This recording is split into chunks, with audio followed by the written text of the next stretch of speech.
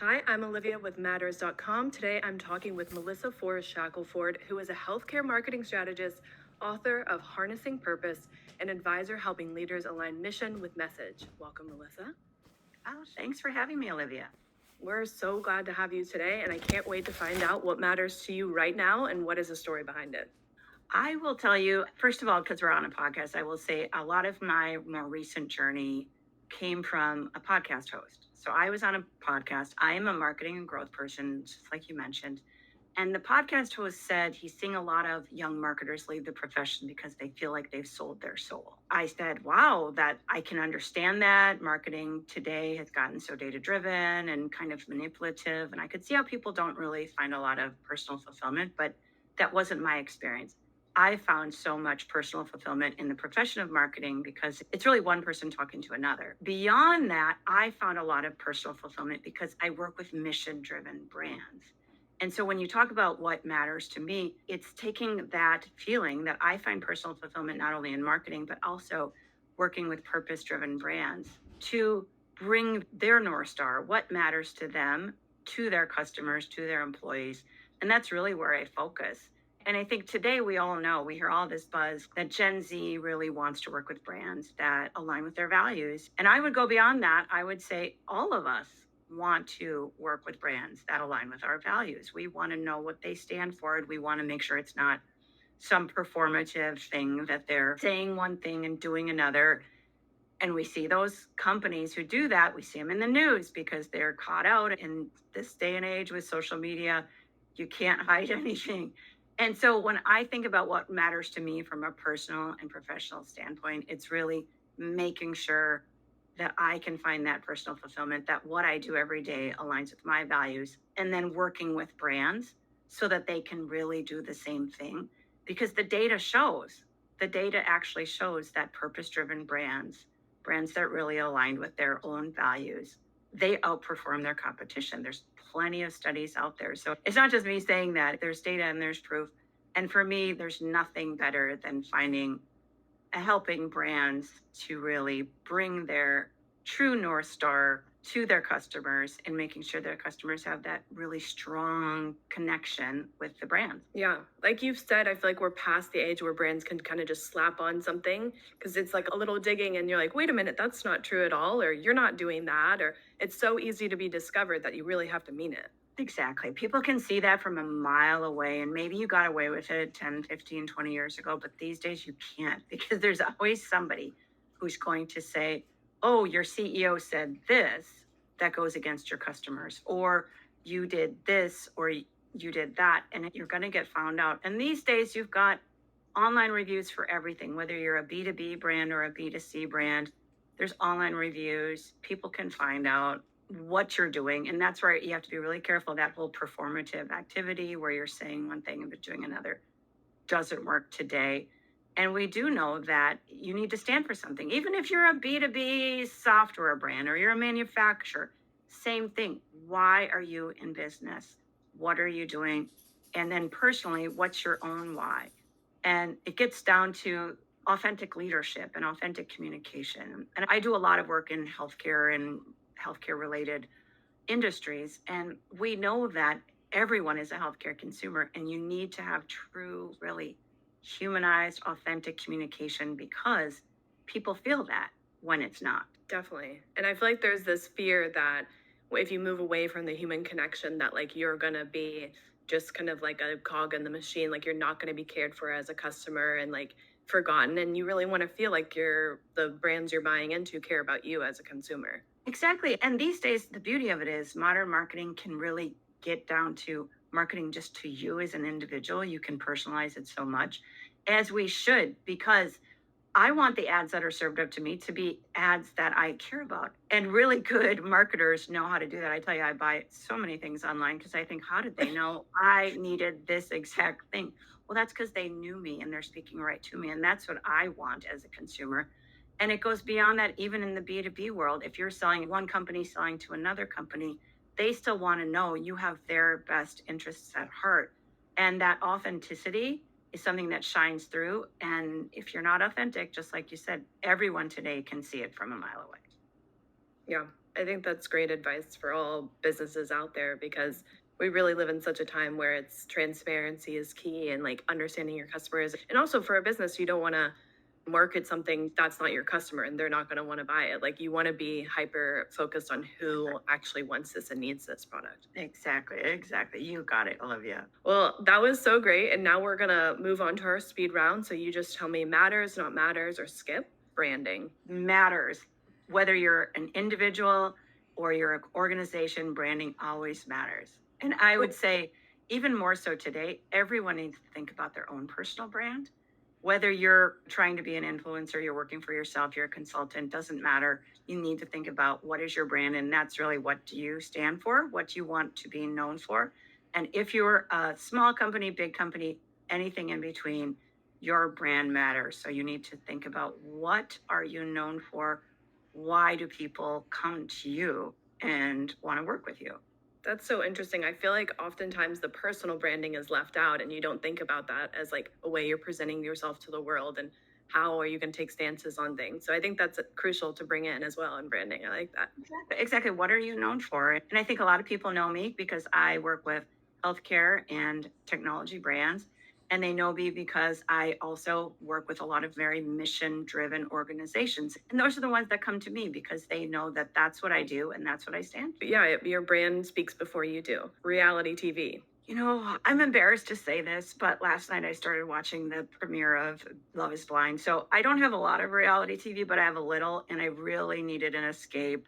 And so I will say, definitely it matters because for so many people, it's an escape.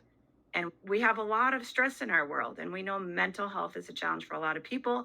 And if you can find something, whether for me, it's a good book, or it's a good reality TV, or it's just a great movie, whatever you can do, if you need something to help you decompress and help you relax, I think it's super important. So I would say, I don't watch that much reality TV, but like I said, I watch a little, and I would say absolutely it matters because it's very helpful to a lot of people. Yeah, it is a wonderful escape. People can just lose themselves in these crazy lives of others. Exactly. Artificial intelligence. Oh, 100%. I suppose everyone you mentioned that too says matters. I would say myself from the healthcare perspective, from the technology perspective, and particularly from the marketing perspective, it absolutely matters. Marketers were some of the first people to be able to leverage AI more so than some other professions. And that's because it can help with graphics, it can help with editing, it can help with proofreading, it can help with social media analytics, all these different things that were really, really simple. And when you think about healthcare in general, do I want AI to review my x-ray or my mammogram, or do I want a human being to eyeball it? Well, yeah, you know what? I actually want something with machine learning to look at some of those things when I'm talking about my healthcare as well. So absolutely it matters. Things are so different this year than they were last year. And in 2 or 3 years, things are going to be even more different. So I think for all of us to start to get on the bandwagon and see how do we leverage it in our lives, especially, and I know a lot of your listeners are consultants or coaches. I think that's so much more important. Do you need to hire a team, or do you need to figure out how to leverage your AI tools? And for me, that's really what it's been about. How do I test and learn and ask other people and figure out what works for me, and then also figure out what works for my clients? Yeah, it's definitely in that learning phase and seeing where you can really save time and where it's applicable. And I like how you mentioned in healthcare, because I think that's a really exciting application of AI where it's like you can't even imagine the changes that are going to happen and like how we're going to catch things earlier and have all these different applications. There's so many things that you don't catch till later on because humans just can't see it. There's also the kind of the use case in healthcare that there's a lot of really basic things that do you really need to pay a nurse to do this or that? Or could you use robotics or AI to do some of those lower level repeated tasks? Yeah, and have humans really focusing on like what they're great at, and then even just like note taking and all of that. I think there's like free up the humans for them to be like really have that connection with people when they're going through their time in healthcare. So I think I'm very excited to see where it goes. Leadership. Oh, you're giving me such softballs. Leadership absolutely matters. And I think this is one where sometimes people shy away from that as a term, but it's something that everybody is a leader in one way, shape, or form. Doesn't mean you need to have direct reports. because people are watching you. And this ties back to when we talked about personal branding. People are watching you no matter what. If you're a parent, even if you're just an individual contributor, people are watching you. And you think about your leadership. If others are watching you, what do you want to be a role model for? How do you want to behave? And then for me, some of the most important leadership lessons are, what kind of a leader do I want to have myself? And that helps me understand what kind of leader I want to be. And for me, it's a lot about understanding what the motivations and what the North Star and what's the purpose that gets my team up in the morning. And then I help them to really be able to achieve that. If they're excited about analytics, how do I let them get to more classes to learn about analytics or do more analytics in their day-to-day job? It's really about making sure they're happy and they're challenged. Yeah, I think that's so important because everybody's had good leadership and had bad leadership, and the difference is really life-changing in what you can do. So I think that's also a good way to look at it, like, what do I not like happening to me? Like, where have I seen bad leadership and how can I not be like that? I mean, I don't know about you, but I think about that a lot. That I think, okay, I've learned almost more from the bad leaders I've had because I'm very cautious about not repeating those mistakes. But you can learn lessons from absolutely everything. Yes. Video games. I'm going to go back to reality TV. I'm not a video game person, but I know it's an outlet for a lot of people. So I would say it matters because I know it matters to so many people. I used to work in an organization where like all the executive men they played a video game together across the country. And for them, it was really a release. It was a stress reducer, and it was something that they could build camaraderie. So I would say it matters, even though for me personally, I would say doesn't matter. I don't remember the last time I played a video game, but I understand its benefit as, I'll just say, as an escape for people. Okay. I've never heard it as a team building exercise before. That's interesting. Well, when you see all these, and these were all kind of middle-aged guys, and they all would jump on some of those games that you can play with each other. And so they really bonded over it. So I would say for them, it was really team building. Yeah, it's a useful tool. You gotta see different applications for it. So corporate social responsibility. Wow, absolutely matters more and more every day. And this goes to a lot of my work around purpose and for organizations to really understand what they stand for and what's important to them, and really thinking about it everywhere from your hiring to your corporate culture to how do you communicate with your board. Everything that you do, you really need to really truly understand what's your mission, what's your vision, what are your values, and stay true to that purpose. And so I would say absolutely that's something that every organization, even really little ones who would say, well, we don't have to care about corporate social responsibility, all of them do, because it just, for me, I believe very strongly it ties directly into who you are as a brand. Vacations. Absolutely matters too. You're giving me some easy ones.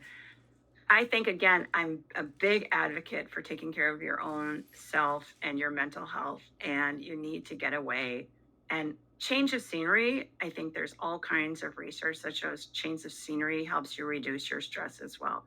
So even if it's just change of scenery for a day trip, or if it's change of scenery for a vacation, either way, taking that time to decompress, whatever you enjoy doing, if you can have some change of scenery, have that time for decompression, you're going to be a better leader. You're going to be a better coworker. You're going to be a better mother, father, sister, brother, all of that. So for me, that goes into the self-care category.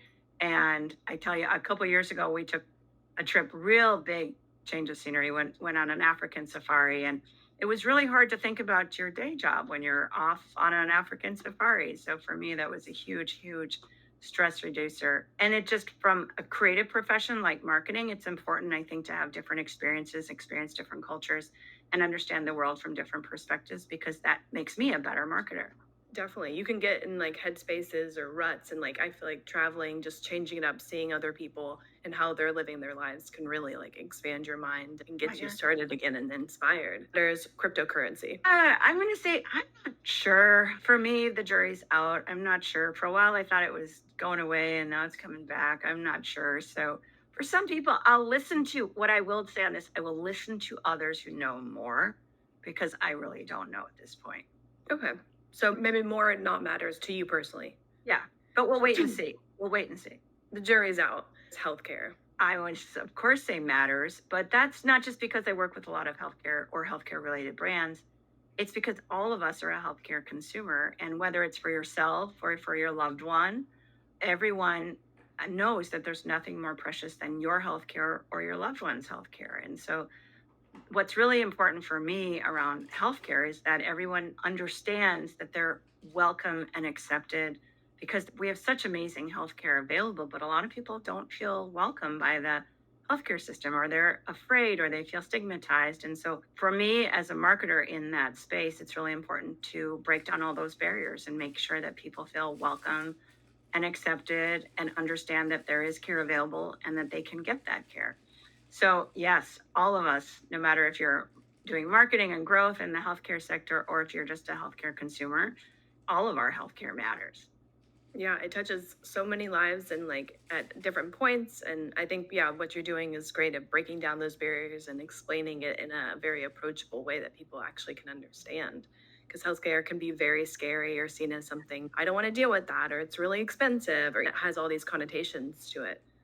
Yeah. And today, with so much preventative care and proactive care, we want to make sure that people feel welcomed into the healthcare system so that they're getting that preventative care. They're getting those early screens when they're things that are available, and they're not getting those early screenings. And then they find out something later on that they could have prevented earlier if we broke down those barriers in healthcare. That is so great. Melissa, thank you so much for sharing your insights on purpose and connection. And before we wrap, where can listeners find you online or follow your work? I love to have conversations like these. You can always reach me on LinkedIn, Melissa Fors Shackelford, or you can go to my website, melissaforsshackelford.com, or you can reach me through my book website, that's harnessingpurpose.com. I love to have connections and have conversations. So really looking forward to chatting with your audience, Olivia. Thank you so much for being on today. It was a great conversation. I'm really excited for all the work you're doing. Yeah, thanks, Olivia. This is a great conversation. I really enjoyed it.